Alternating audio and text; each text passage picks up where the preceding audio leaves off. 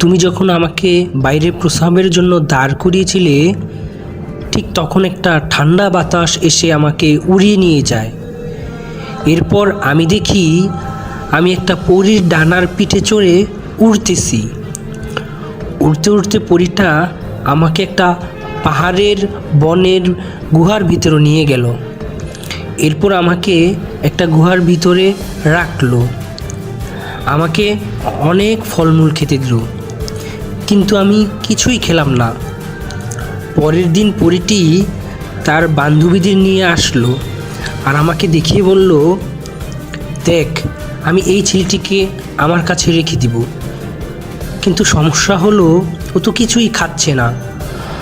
তখন অন্যান্য পরীরা বলল, এভাবে না খেয়ে থাকলে তো ও মারা যাবে, তাছাড়া এখানকার জিনেরা দেখলে ওকে মেরে ফেলবে। তুই বরং ছেলেটাকে যেখান থেকে এনেছিস সেখানেই রেখে আস।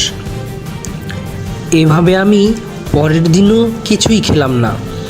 তখন যেই পরী আমাকে নিয়ে গিয়েছিল সে আবার আমাকে ফেরত দিয়ে যায়।